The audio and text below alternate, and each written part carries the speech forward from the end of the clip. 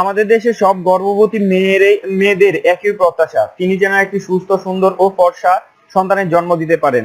এই জন্য গর্ভবতী মা প্রচলিত সব নিয়ম কানুন মেনে চলেন। তার গর্ভাবস্থায় নানা রকম সাদা খাবার খান, এইভাবেই যে এতে তার গর্ভের সন্তান ফর্সা হয়। যদিও অনেকে আমাদের মনে হয় শিক্ষিত, তারপরে ফর্সা বাচ্চার চাহিদা মানের গভীর ভয়েই থাকে। বিশেষজ্ঞদের মতে খাদ্য নির্বাচনের উপর সন্তানের শরীরের বর্ণ কেমন হয় তা নির্ধারণ করা হয়।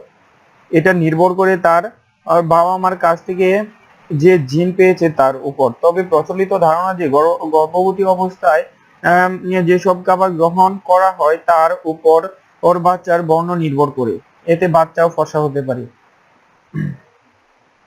আর আপনারও যদি দৃঢ় বিশ্বাস থাকে এসব পুরনো কথায়, তাহলে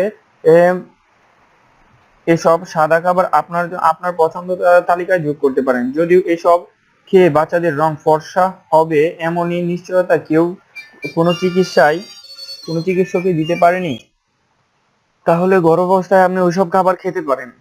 চলেন দেখে নিই কি কি খাবার খেলে আপনার বাচ্চা ফর্সা হতে পারেন। নারিকেল। যদি ফর্সা বাচ্চা চান তাহলে নারিকেলের সাদা শ্বাসটা খাওয়ার অভ্যেস করুন, কারণ সাদা শ্বাস বাচ্চা ফর্সা হতে সাহায্য করে। জাফরান দুধ। অনেক নারী গর্ভাবস্থায় কেশর দুধ খান, যাদের বিশ্বাস যে কেশর দুধ সন্তানকে ফর্সা হতে সাহায্য করে।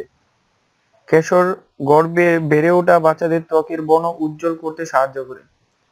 দুধ। গর্ভাবস্থায় প্রতিটি নারীর উচিত বেশি করে দুধ খাওয়া। দুধ বাড়ন্ত ভ্রূণের সুগঠনে অবশ্যই দরকার। ডিম। বাচ্চাদের রং ফর্সার জন্য চতুর্থ থেকে ষষ্ঠ মাসের মধ্যে ডিমের সাদা অংশ খাওয়া উচিত। বাদাম।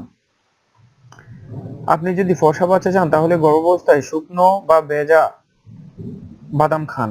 অনেকেই বিশ্বাস করেন বাদামে মিশ্রিত দুধ গায়ের রং পরিষ্কার করে, তাই গর্ভাবস্থায় এটি খাওয়া উচিত।